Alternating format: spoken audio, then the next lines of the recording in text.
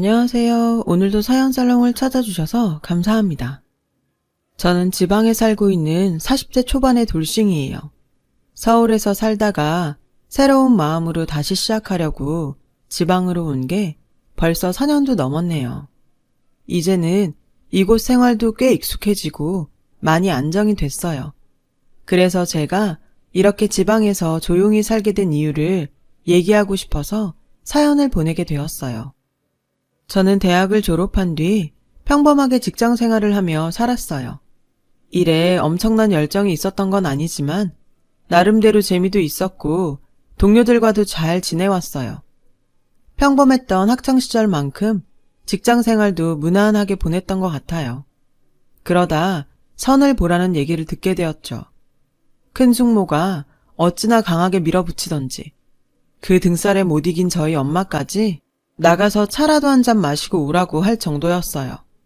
큰 숙모는 여자가 나이가 차면 좋은 남자 만나 가정을 꾸릴 생각을 해야 한다며 고리타분한 말을 하셨어요. 저는 때가 되면 그때 생각해 보겠다고 했지만 도통 듣지 않으셨어요. 엄마는 손이 똥서가 옆에서 닥달을 하니 어쩌지 못하는 것 같았어요. 결국 저는 선자리에 나가게 되었죠. 원해서 나간 자리가 아니었기에 나도 모르게 내키지 않는 티를 냈어요.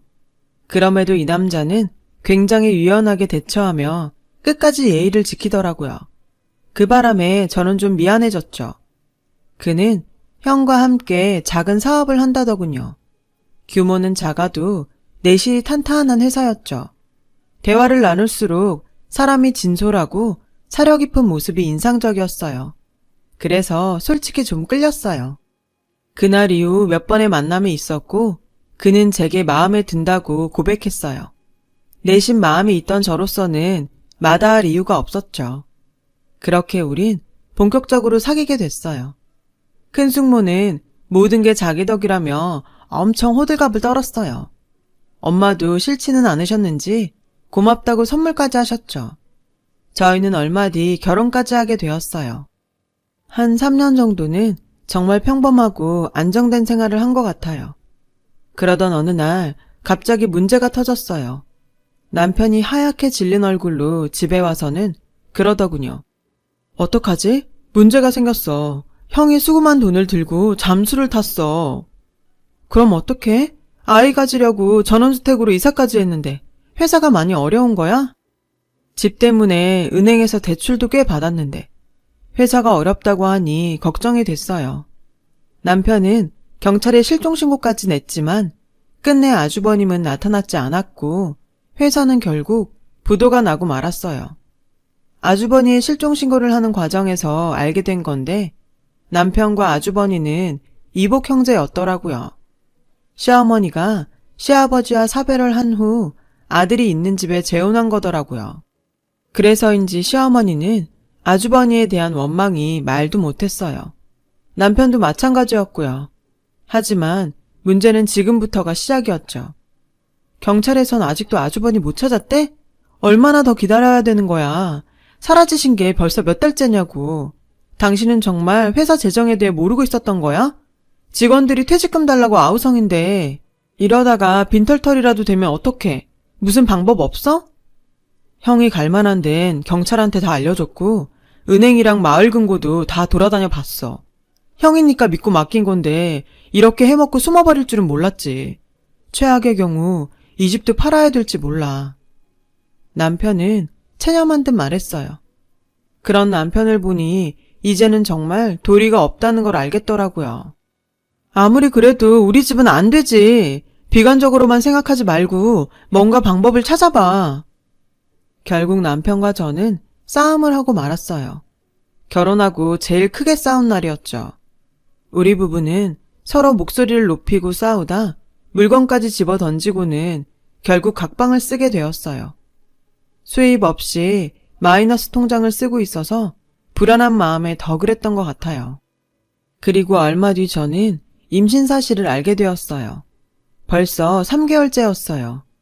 아이가 생긴 게 기쁘기는 했지만 대놓고 좋아할 수만은 없었어요.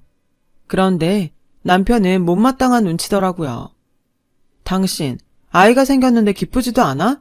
아무리 상황이 이래도 그렇게 기다리던 아이인데 너무한 거 아니야? 꼭 그렇게 싫은 티를 내야겠어? 참다 못한 저는 남편한테 화를 냈어요.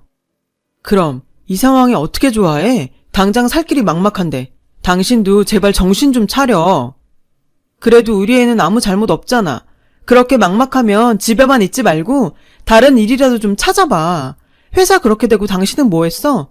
돈 한 푼 안 벌고 방에만 틀어박혀서 세월만 까먹고 있었잖아. 그런 모습 보는 거 나도 정말 미치겠어. 이렇게까지 말하는데도 남편은 더 이상 아무 일도 하기 싫은 사람처럼 방에 틀어박혀서 술만 마셔댔어요. 저라도 나서서 뭔가 해야겠다는 생각에 여기저기 일자리를 알아봤지만 경단녀에 임신까지 한 저에게 일자리를 주는 곳은 없었어요. 그러는 사이 저와 남편은 눈만 마주치면 싸우게 됐고 시어머니까지 찾아와 저를 나무라시더라고요. 너는 남편한테 힘이 되지를 못할 망정 맨날 괴롭히고 잡아먹을 것처럼 구냐? 따지고 보면 너한테도 문제가 있어. 네가 나처럼 기술이 있었으면 왜 직장을 못 구했겠니? 시어머니는 당신이 과거 종합병원 수간호사였다며 자랑하곤 했었거든요. 그런데 저와 남편의 불화가 길어지니 매일 찾아와 귀에 박히도록 그 소리를 하는 거예요. 어머니, 제가 어머님처럼 간호사였대도 임신 중에는 직장을 구하기가 힘들어요. 누가 곧 애 낳으러 갈 사람을 쓰겠어요. 그러니까 저한테 이러실 게 아니라 저 사람한테 일하러 나가라고 하셔야죠. 어떻게 뱃속에 아이 가진 저한테 일 안 나간다고 뭐라고 하세요?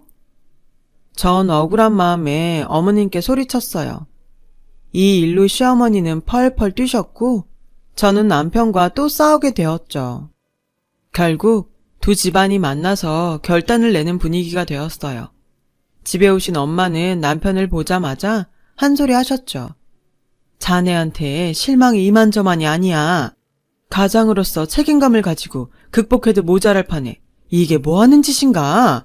홀몸도 아닌 애한테 돈 벌어오라고 등 떠밀 일이냔 말일세. 이러고도 맨날 술에 쩔어 살 겐가? 자네는 나중에 자식을 어떻게 보려고 그러나? 부끄럽지도 않아? 그러자 시어머니가 끼어들었어요. 내 아들이 일부러 그랬습니까? 얘는 속이 오죽하겠어요. 아무리 사위여도 자식이나 진배 없다는데 어떻게 그렇게 모진 말씀만 하십니까? 그런 말 한다고 상황이 나아집니까? 만나자마자 물 마시기 전부터 이게 뭐랍니까? 마음이 힘들고 불안할 때 힘이 돼주지는 못하고 이렇게 옆에서 긁어대니 누가 버팁니까? 하긴 이렇게 속만 벅벅 긁어대는 거 누구한테 배웠겠어요. 시애미가 있는데도 남의 아들한테 할 소리 못할 소리 다 하는데 지 남편한테 평소에 얼마나 짜증나게 했을 거야. 라고 했고 엄마는 지금 제가 뭘 보고 좋은 말을 하겠어요. 저 방 좀 보세요. 저게 사람 사는 방입니까? 돼지우리지. 저런 정신 상태로 앞으로 뭘 하겠어요. 그래놓고 남의 딸 탓하시는 건 경우가 아니죠. 그런데 그 와중에 남편은 하품을 하는 게 아니겠어요. 엄마는 화가 머리 끝까지 나셔서 자네는 내 말이 말 같지 않은 겐가? 자네 때문에 지금 이 사단이 났는데 하품이나 해? 맨날 술이나 퍼먹고 뭐 하는 일이 있다고 잠이 오나? 계속 이런 식이면 내 딸 데려가겠네. 태교가 얼마나 중요한데 뱃속에 있는 애가 뭘 보고 듣겠어. 아니 자기 아들이 이 지경인데 이 상황에서도 내 딸 보고 밖에 나가서 벌어오지 못한다고 하는 건 대체 무슨 경우인지. 그래놓고 아들만 감싸니 일이 해결되겠어요? 사돈도 정신 차리세요. 아들한테 좋은 소리만 해주길 바라셨나 본데 좋은 말 할 때가 따로 있죠. 저렇게 정신 못 차리는 아들 두고 제 딸 보고 기술없다 소리를 어디다 대고 하십니까? 안 되겠으니 앞으로 어떻게 먹고 살 건지 대책을 내놓으세요. 아니면 얘 데리고 가겠습니다. 엄마는 그동안 참을 만큼 참았다며 속에 있는 말을 다 쏟으셨고 집안 분위기는 점점 나빠지기만 했죠. 그런데 남편은 어슬렁어슬렁 부엌으로 가서 냉장고를 열고 소주병을 꺼내는 게 아니겠어요? 어찌나 부하가 치미는지 그만 남편을 확 밀치며 지금 제정신이야? 우리 부모님을 얼마나 우습게 알면 이런 자리에서 술병을 꺼내들어. 그래, 니들은 지져라. 나는 간다. 그거야? 어쩜 이래? 사람이 어떻게 이래?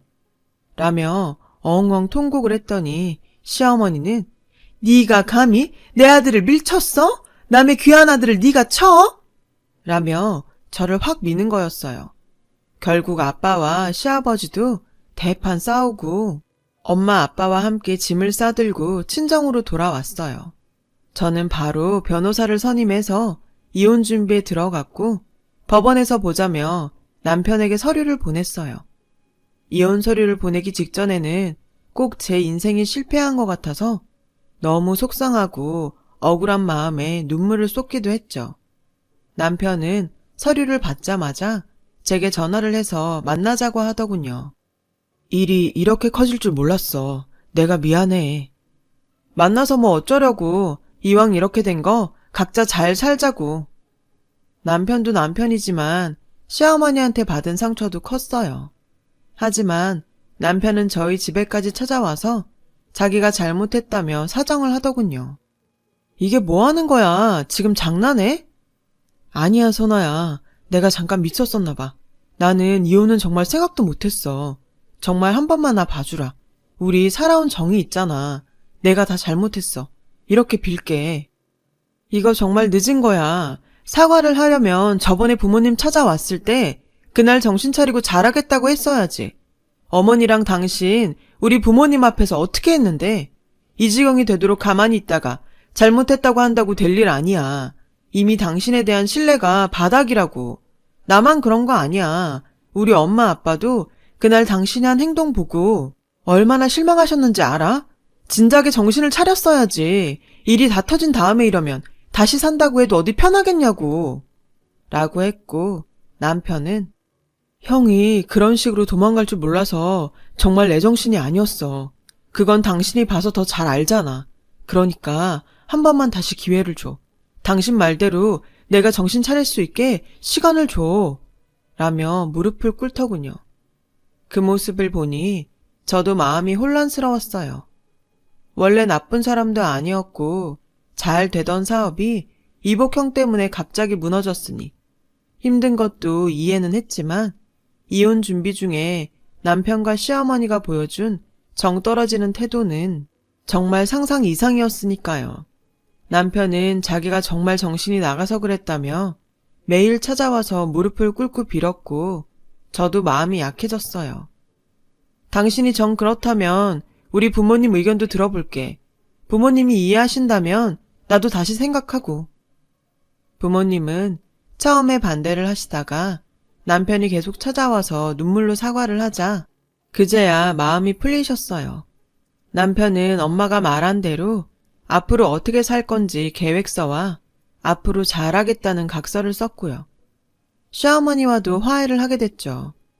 물론 마음속에 시어머니가 했던 말들이 박혀 있었지만 내 아이의 할머니가 되실 분이니 잘 지내는 게 좋은 거지. 그런 생각을 하며 지내게 되었어요. 남편도 선배 직장에 나가서 일을 하게 됐고요. 그러면서 저는 임신 8개월 차에 접어들었어요. 남편과 저는 출산 전 마지막 태교 여행을 계획하고 3박 4일 일정으로 지방에 가기로 했어요.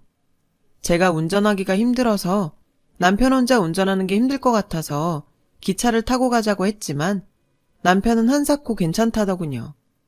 남편은 원래 차에 대해 다른 남자들보다 더 박식하고 운전하는 것도 좋아하긴 했어요. 워낙 차 모는 걸 좋아하는 사람이라 그러려니 하고 자동차로 여행을 떠나게 됐죠. 저희는 중간에 휴게소에서 쉬면서 맛있는 것도 먹으며 천천히 갔어요. 우리 호텔 빨리 안 들어가도 되지. 여기 조금만 더 가면 진짜 괜찮은 저수지 있거든. 잠깐 보고 가자. 저는 목적지에 빨리 도착해서 호텔에서 쉬고 싶었지만 이때가 아니면 또 언제 보랴 싶어서 그러자고 했죠.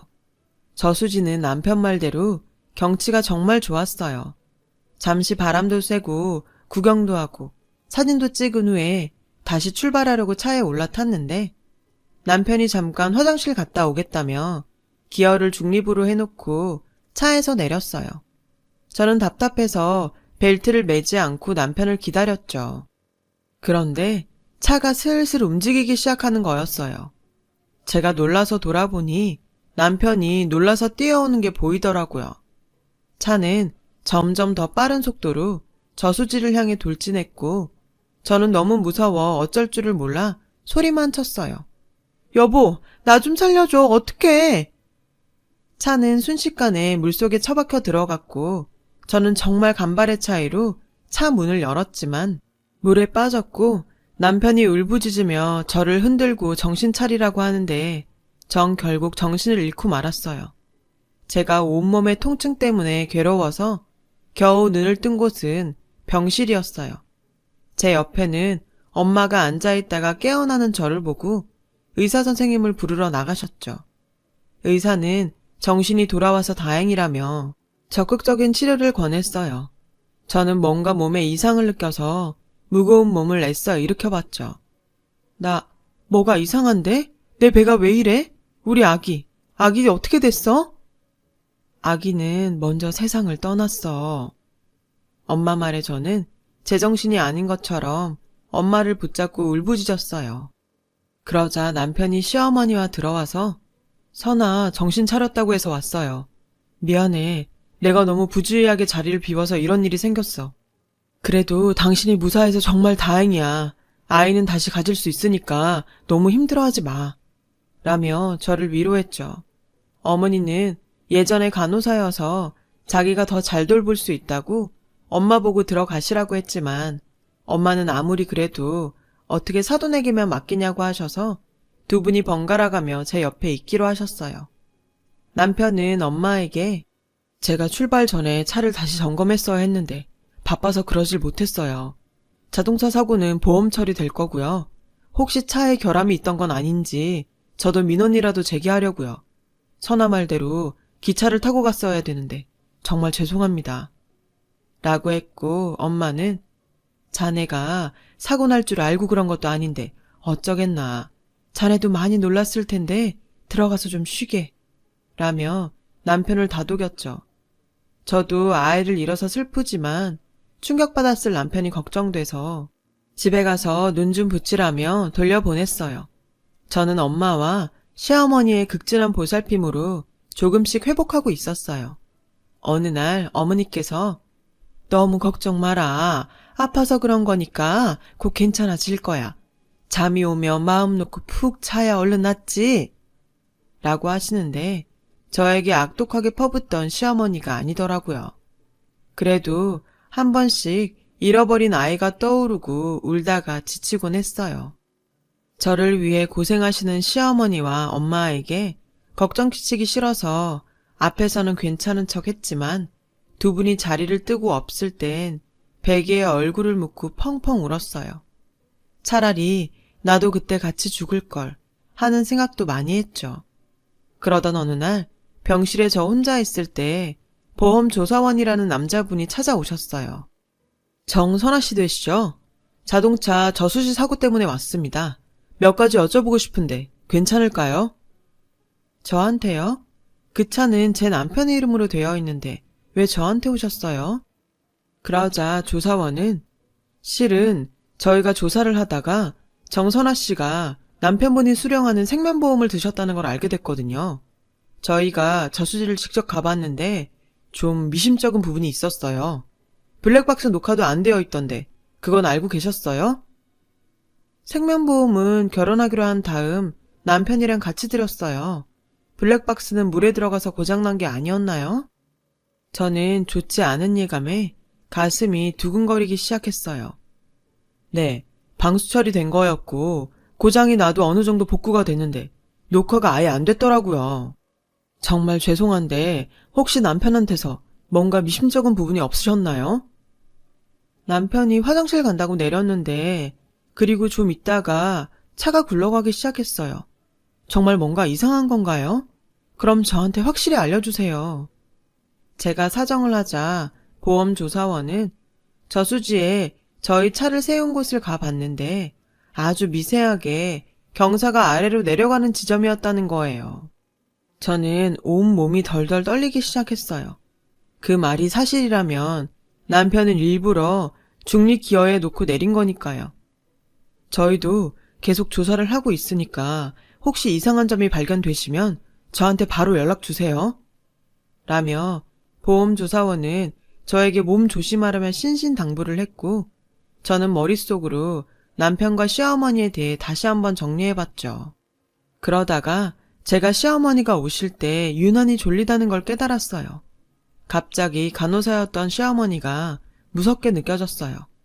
나 모르게 뭔가 저지르고 있는 건 아닐까 하는 생각이 드니 두 사람의 모든 행동이 다 의심스러웠어요. 저는 맨날 울기만 할 게 아니라 진실을 알기 위해서라도 정신을 바짝 차려야겠다고 마음 먹었어요. 그리고 남편과 시어머니가 같이 오는 날이 됐어요. 저는 남편이 주는 물을 마시려다가 혹시나 하는 생각에 마시는 척만 하고 누워서 슬쩍 눈을 감았죠. 그랬더니 남편 목소리가 들리더군요. 의사가 검사하자고 하면 골치 아플 것 같은데. 그건 걱정 마. 엄마가 알아서 할게. 어차피 잠이 계속 늘었으니 다른 기저질환이 있다고 해도 이제 의심하지 않을 거야. 라고 시어머니가 말하자 남편은 그럼 오늘 양을 확 늘려. 라는 거였어요. 저는 너무 이상한 예감이 들어서 눈을 떴어요. 시어머니가 제 링거에 무슨 주사약을 넣으려고 하더라고요. 저는 너무 놀라서 살려주세요. 여기 사람 죽어요. 라고 소리쳤고 남편은 그런 제 입을 틀어 막았어요. 저는 이대로 죽어선 안 된다는 생각에 발버둥을 쳤고 그 바람에 링거가 쓰러지고 시어머니는 주사기를 놓쳤어요. 남편이 어찌나 세게 입을 틀어 막았는지 숨이 막혀서 어쩔 줄을 모르고 있는데 마침 엄마가 들어오셔서 그 광경을 보게 됐어요. 이게 지금 뭐 하는 겐가? 사돈은 지금 뭐 하세요? 그 주사기는 뭐예요? 여기요! 여기 누가 좀 빨리 와주세요! 엄마가 문을 열어놓고 소리치는 바람에 사람들이 몰려왔고 이 광경을 본 간호사들은 놀라서 청원경찰을 불러 시어머니와 남편을 끌어냈어요. 주사기에는 치사량의 마취제가 들어있다는 게 밝혀졌어요. 그리고 다음날 보험조사원이 증거를 찾아 경찰에 수사 요청을 했다는 연락을 해왔어요. 당시 저수지에서 휴대폰으로 동영상을 찍은 사람이 있었는데 그 동영상에 제 남편이 뒤에서 차가 굴러가는데 가만히 서 있더라는 거예요. 시어머니와 남편은 저를 죽이고 보험금을 타려고 했더라고요. 경찰 조사가 시작되면서 또 밝혀진 건 두 사람이 짜고서 이복형을 외딴 섬에 가둬놓고 실종 처리해서 나중에 보험금을 타려고 했다는 거였어요. 그 보험도 시어머니가 권유해서 든 거였고요.